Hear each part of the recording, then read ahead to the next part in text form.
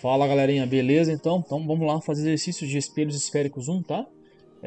Parte de espelhos esféricos 1 aí, espelhos côncavos convexos e os tipos de imagens obtidos nos espelhos esféricos, beleza? Bom, então vamos lá, sem mais delongas aí, na questão 1 ele fala o seguinte, ó. Nessa questão, a primeira coluna representa posições de um elemento que o elemento pode assumir em frente a um espelho côncavo, né? Então aqui entre o foco e o espelho, né? Objeto no caso, né? Você vai colocar o objeto entre o foco e o espelho, sobre o foco, né? Que é o 1, o 2, o 3 é entre o centro de curvatura e o foco, o 4 é sobre o centro de curvatura e o 5 antes do centro de curvatura, tá? Muito bem, então frente ao espelho côncavo, a segunda coluna, ela corresponde ao tipo de imagem que você vai obter de acordo com as posições do objeto, né? No espelho, tá? Em relação ao espelho. Então faça a associação correta, né? Faça a correta relação entre as colunas e a seguir marque a alternativa que contém a sequência correta de cima para baixo, né, dos números da segunda coluna.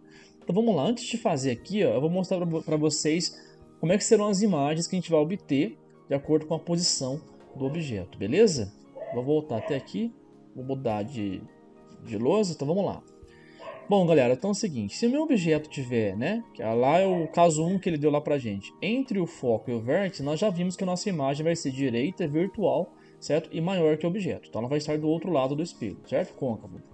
No segundo caso que ele nos deu lá, o objeto ele vai estar sobre o foco. Se ele vai estar sobre o foco, lembra que a imagem vai ser imprópria, né? Ela se forma lá no infinito. Tá? Lembrando que para você traçar as imagens, para você obter as imagens, você tem que usar o quê?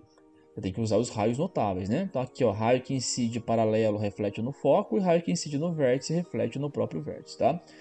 E aqui nesse caso a gente usou o raio que incide no centro de curvatura reflete no próprio centro de curvatura. Lembra que o raio sempre passa pela cabeça do objeto, tá? E raio que incide no vértice reflete no próprio vértice. Como essa imagem é uma imagem virtual, ela é formada pelo prolongamento dos raios que foram refletidos, tá? No caso 1 aqui. Beleza? Bom, o caso 3, olha lá, ó. O objeto está entre o C e o F, né? Então, o raio que incide paralelo reflete no foco e raio que incide no foco reflete paralelo, né? Então, a união desses raios aqui embaixo vai me dar a imagem minha, né? Então, essa imagem ela é invertida, maior que o objeto, certo? E real, tá? Essa é real, a 3 é real, a 1 é real e a 2, aliás, perdão, a 1 é virtual, a 2 é imprópria e a 3 é uma imagem real, né? Vamos lá então, 4. O 4, o objeto está sobre o C, né? Sobre o centro de curvatura. Então vamos lá de novo, raio que incide paralelo reflete no foco e raio que incide no vértice reflete no próprio vértice. Então a união dos raios vai me dar onde está a imagem. A imagem está então de ponta cabeça, ou seja, invertida, ela é real e também do mesmo tamanho que o objeto, tá? E a posição 5 que ele falou pra gente, o objeto ele vai estar antes do C, né? Então, antes do C, raio que incide paralelo reflete no foco e raio que incide no centro de curvatura reflete no próprio centro de curvatura. Portanto, a união desse raio vai ser onde está a nossa imagem, né? Então, a imagem ela vai estar entre o C e o F, ela vai ser real, invertida e menor que o objeto, tá? Lembra sempre quando ela for real, ela vai ser invertida e sempre quando ela for virtual, ela vai ser direita, tá? Ok? Bom, agora voltando lá, né? No enunciado, a gente vai dar o que ele quer. Ó. Então, qual é o item aqui, 1, 2, 3, 4, 5, né? Qual a posição do objeto que me dá, por exemplo, uma imagem real invertida do tamanho do objeto. Real invertida do tamanho do objeto ela está sobre o C, né? Então aqui no caso é o 4, né? Olha lá, ó, sobre o C, 4, né? Virtual, só tem um caso de imagem virtual no espelho côncavo, que é quando o objeto está entre o foco e o vértice. Então, entre o foco e o vértice aqui, segundo ele, né, vamos ver aqui sobre entre o foco e o vértice ou entre o foco e o espelho, tá? A mesma coisa. Então, aqui vai ser né, virtual entre o foco e o espelho, tá? Real invertida é menor que objeto, quanto que vai ser essa imagem? Real invertida e menor que objeto, quando o objeto estiver antes do C, né? Então, aqui no caso, antes do C, 5, né? Beleza. Real invertida maior que o objeto é quando o objeto estiver, então antes do C vai ser menor, no C vai ser mesmo tamanho, e entre o C e o F, né, entre o centro de curvatura e o foco, ele vai ser o que? Real invertida e maior que o objeto. Então, no caso, seria o 3, né? Lá entre o centro de curvatura e o foco, né? E o 5, né, que é o último caso, não é formada imagem para este objeto. Imagem própria, então imagem própria, o objeto estará sobre o foco, então posição 2, né? Então a resposta certa aqui vai ser a letra E, né, que é 4, 1, 5, 3, 2, a sequência correta de cima para baixo. Beleza? Então você tem que guardar só, né, pessoal, as posições do objeto em relação ao espelho e a posição, né, e aí o tipo de imagem que você vai obter, né? Então lembra sempre isso daí, tá? Você pode vir daqui para cá, ó.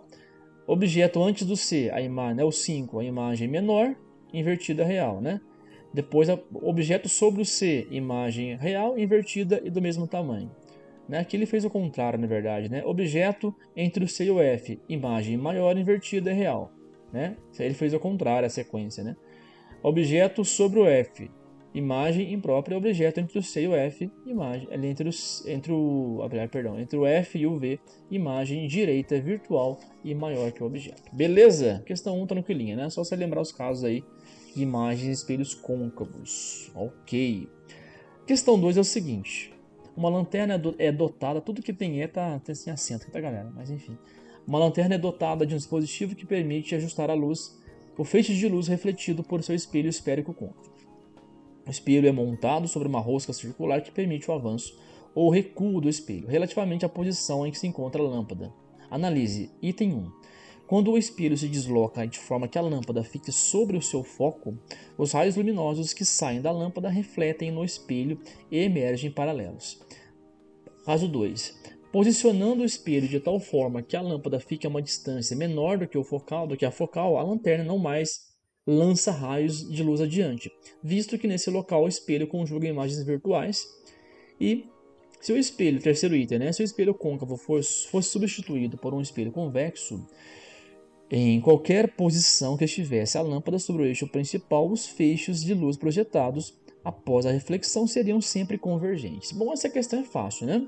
Então aqui nós temos aqui a nossa lanterna, né? Essa lanterna aqui é bem antiga, né? Eu já usei essa lanterna do meu pai antigamente, né? Ela tem uma rosquinha aqui, ó, na seta indicando a rosca, que você pode ajustar a lâmpada. Você pode subir a lâmpada, pode descer a lâmpada. Para que serve isso? Para você ajustar o foco da lâmpada, né? É bem legal isso daí, né? Bom, então é o seguinte, como é que funciona isso, né? Então, o primeiro caso ali, galera, vamos lá. Primeiro caso, a caneta já está ali, ok. Então, esse primeiro item aqui, ó, ele é o quê? Então, quando o espelho se desloca de forma que a lâmpada fique sobre o foco, os raios luminosos que saem da lâmpada refletem no espelho e emergem paralelos. Claro, né? Porque a lâmpada ela está sobre o foco, né? Então, todo raio que incide no foco reflete paralelo. Então, esse primeiro item aqui, ele é verdadeiro. Tá? Ou correto, enfim, né? Ele falou para analisar. Segundo ponto, posicionando o espelho de tal forma que a lâmpada fique a uma distância, né, menor do que a focal, a lanterna não mais lança raios de luz adiante, visto que nesse local o espelho conjuga imagens virtuais. Não, realmente, se o objeto estiver entre o foco e o vértice, a imagem será virtual. Só que é o seguinte, a lanterna não mais lança raios da luz adiante. Lógico que ela lança raios. Isso aqui está errado. A única diferença é que o raio não vai mais incidir. O quê? Ela não vai mais incidir no foco, né? Ela não vai estar no foco aquele raio. Ele vai incidir de outra maneira, né? Ele não vai sair paralelo, né? Então aqui, por exemplo, né? Se fosse, por exemplo, a primeira lâmpada aqui, ó, bateria o raio aqui. Se essa lâmpada está no foco, o raio bate aqui no espelho e vai paralelo, né? Ele bate no espelho e vai paralelo. No caso, como a lâmpada não vai estar no foco, esse raio ele não vai ser paralelo. A diferença é essa. Então esse caso aqui 2 ele está falso, fake, ok? E o terceiro caso, o espelho côncavo foi substituído por um espelho convexo em qualquer posição que estivesse a lâmpada sobre o eixo principal, os feixes de luz projetados após a reflexão seriam sempre convergentes. Errado. Né? No espelho convexo, os raios são divergentes, é um sistema divergente, sistema óptico divergente, então aqui também vai ser falso. Então apenas um está correto, né? A gente pode verificar isso aqui, ó. Por exemplo, aqui, ó, a minha lâmpada, no caso vermelho, ela está sobre o foco. Então ela incide no foco, reflete paralelo. Se eu pegar a lâmpada e avançar com ela, né, para frente, ó, é um ponto antes do foco. Então, o que você percebe o raio? O raio ele não vai mais refletir paralelo, ele vai ser divergente, ó. Ele vai divergir aqui para outras direções, tá ok? Então, isso que vai acontecer, beleza? Só para confirmar aí a questão 2, tá? Então vamos lá, questão 3. A figura representa o esquema simplificado de um holofote, construído com dois espelhos esféricos côncavos associados, para obter um feixe paralelo de luz cilíndrico com alta eficiência no aproveitamento da luz emitida por um pequeno filamento aquecido de uma lâmpada. Então tá aqui os dois espelhos, né? Isso que simulam um holofote, né? Então a lâmpada está bem posicionadinha aqui, ó. Já a gente vai ver isso daí, né? De forma que os raios saem paralelos aqui. E aqui, ó, o raio que sai para esse segundo espelho, ele bate no espelho e volta na própria lâmpada. E voltando lá, ele incide paralelo aqui, ele incide no... Opa! Incide numa posição aqui e reflete paralelo. Eu não queria falar o que é, porque eu não vou dar a resposta. Bom, mas enfim. Considerando-se que os espelhos obedecem às condições de Gauss, né? Que lembra as condições de Gauss? Alfa menor que 10 graus e os raios incidem muito próximo ao eixo principal. São aquelas duas condições lá para que a gente tenha a imagem nítida, né? Quem perdeu a teoria, dá uma olhadinha lá. Então, e sabendo-se que F1 e F2 são respectivamente as distâncias focais dos espelhos 1 e 2, ok? É correto afirmar que distância, tudo sem acento aqui. A distância do filamento ao espelho E1 é igual a 2F1. A distância entre os espelhos E1 e E2 é igual a F1 mais 2F2.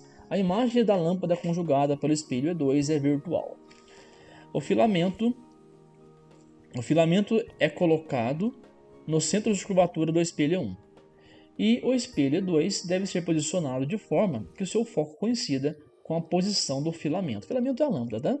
Bom, vamos lá, né? Vamos separar os espelhos, assim fica melhor para a gente poder entender, ó. Vamos esquecer o espelho E2 por enquanto. Então só tem o espelho E1. Em qual ponto do espelho E1, né? Lembra que tem os elementos do espelho? Temos aqui o vértice, né, do espelho. Onde que está essa lâmpada aqui, né?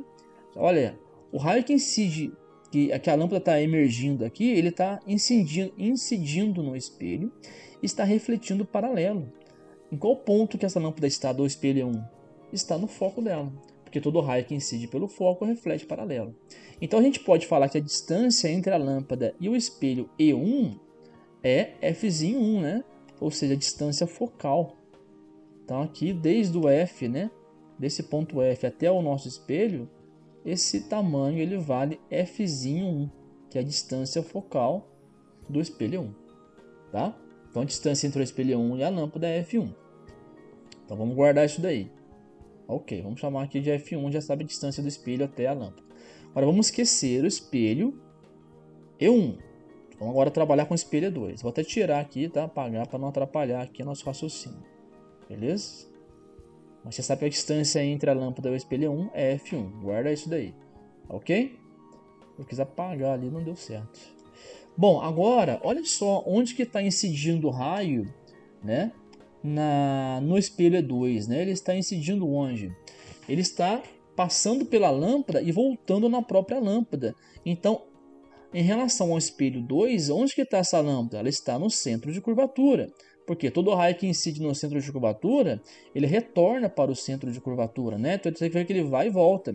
E lembra que a distância do centro de curvatura, né, até o nosso espelho, ele vale 2Fzinho, né? Duas vezes a distância focal, né? Que é o chamado raio de curvatura, né? Então ele vale 2F2, ó. Ele vale 2F2. Porque aqui é o espelho 2, então a distância focal do espelho 2, né? Então, na verdade, né, a distância do espelho 2 até a lâmpada vai ser o quê? 2F2. Então nós vamos ter aqui 2F2, né, a distância do espelho 2 até a lâmpada, e vamos ter F1, a distância do espelho 1 até a lâmpada. Então vamos responder agora. A distância do filamento ao espelho E1 é igual a 2F1. Não, é igual a F1.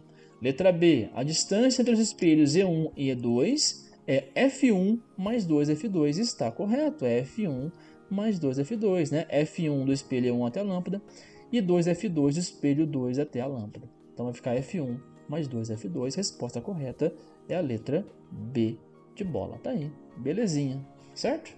Tranquilo, né? Muito bem, então sem mais delongas, vamos para a questão 4.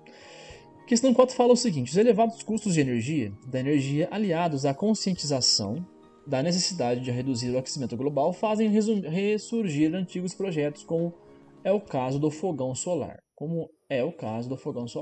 Utilizando as propriedades reflexivas de um espelho esférico côncavo devidamente orientado para o Sol, é possível produzir um aquecimento suficiente, opa, liga aqui, para cozinhar ou fritar alimentos. Suponha que um desses fogões seja constituído de um espelho esférico côncavo ideal e que num dado momento tenha seu eixo principal alinhado com o Sol. Então é como se o Sol tivesse, né, shining, brilhando aqui, ok? E o eixo principal do Sol, metade do Sol, está alinhado aí, certo? Com o espelho côncavo aí, certo? Na figura P1 a P5 representam 5 posições igualmente espaçadas sobre o eixo principal. Deixa eu só pegar um laser aqui. Então P1 a P5, né, sobre o eixo principal do espelho, certo? Nas quais uma pequena frigideira pode ser colocada. P2 coincide com o centro de curvatura do espelho, então P2 é o centro de curvatura. Ok. E P4 com o foco, então P4 é onde está o foco do espelho. Beleza. Considerando que o aquecimento em cada posição dependa exclusivamente da quantidade de raios de luz refletidos pelo espelho que atinge a frigideira, ou seja, quanto mais raios chegar né, na frigideira, mais vai aquecer. Ok? A ordem decrescente, ou seja, do maior para o menor, de temperatura que a frigideira pode atingir em cada posição é. Questão tranquila. Vamos ver esse desenho que fica mais fácil. Então lembra que todo raio que incide paralelo, ele reflete no foco, né?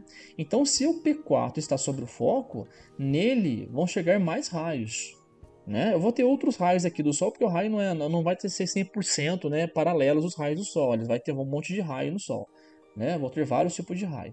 Mas os raios que incidem paralelo refletem no foco. Então no foco, né, que é o P4 aqui, ó, a posição da frigideira, é onde ela vai esquentar mais. E qualquer outra posição, galera, que diverge do foco, que se afaste do foco, vai esquentar menos. Então, quanto mais longe, vai ser menor o aquecimento. Então, por exemplo, como P5 e P3 estão na mesma distância em relação a P4, o aquecimento em P3 vai ser igual ao aquecimento em P5. A diferença é que nos raios, é que no P5, como está entre o foco e o vértice aqui, ó, o raio vai ser o quê? Vai ser divergente e aqui ele vai ser no P3 convergente, tá? Mas nos dois casos o aquecimento ele vai ser igual, tá? P3 e P5. E obviamente, né, of course, que em P2, como está mais longe, vai ser menor ainda o aquecimento, e P1 vai ser menor ainda o aquecimento. Então, na verdade, né, nossa resposta ali vai ser o quê? Vai ser na letra... Vamos lá, deixa eu pôr a canetinha aqui. Bom, então P4 vai ser maior, né? Então poderia ser a letra B e a letra A. Só que a gente sabe que P3 é igual a P5 por simetria, então P3 é igual a P5. E depois esses caras são maiores que P2 e P1. Maiores que P2 e P1. Então a resposta correta aí é a letra B. Tá? P4 maior que P3 e P5, que é maior que P2 e maior que P1. Beleza? Tranquilinho, né? Então vamos lá. Última questão aí, questão 5. Né? Então lá, espelhos esféricos côncavos são comumente utilizados por dentistas, né? Porque dependendo da posição relativa entre o objeto e a imagem, eles permitem visualizar detalhes precisos dos dentes do paciente. Né? Eles podem aumentar a imagem, por exemplo. Né? Na figura abaixo, pode-se observar esquematicamente a imagem formada por um espelho côncavo. Ok. Fazendo uso de raios notáveis, podemos dizer que a flecha que representa o objeto está onde? Né? Ela se encontra entre o V e o F e aponta na direção da imagem, se encontra entre o F e o C e aponta na direção da imagem, se encontra entre o F e o V e aponta na direção oposta à imagem, ou se encontra entre o F e o C e aponta na direção oposta à imagem. Bom, oposta é que se ela é direita ou se ela é invertida, que ele está falando, né? Que ficou meio estranho, mas enfim. Bom, essa questão você poderia resolver de duas maneiras. Primeira maneira, aquela imagem ali no espelho côncavo ela é virtual, certo? Se ela é virtual, o único caso de imagem virtual no espelho côncavo é quando o objeto está entre o foco e o vértice. Então, se você souber disso, você vai vir aqui e vai marcar a letra A, cara. Não tem nem erro, né? Pô, é uma questão de graça essa daqui. A letra A. Ela se encontra entre o foco e o vértice e a gente sabe que o objeto aponta na mesma direção da imagem, porque o objeto ele é direito, né? Ele não é invertido. Tá? Quem é invertido é a imagem. Ok? Embora a gente possa ter objetos invertidos, mas são outros casos. Outros 500 aí. Ok? Bom, agora, se você não lembra disso, o que você poderia fazer? Você poderia fazer a engenharia reversa, ou seja, geralmente a gente tem um objeto e a gente, com os raios notáveis, fazendo uso de raios notáveis, a gente acha a imagem. Aqui nós temos o contrário, nós temos a imagem e queremos saber onde está o objeto.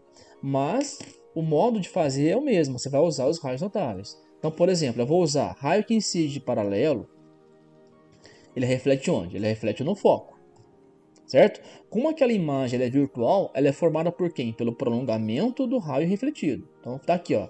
Eu peguei o raio refletido, que refletiu no foco, e prolonguei ele, certo? Vou usar outro raio notável, raio que incide no vértice. Raio que incide no vértice reflete no próprio vértice, certo? Mesma coisa. Eu vou prolongar o raio refletido e lá vai estar a minha imagem, certo? Então aqui, ó. Então a junção do prolongamento dos dois raios refletidos, galera, é que me dá a minha imagem. A pergunta é, né, onde que está o objeto?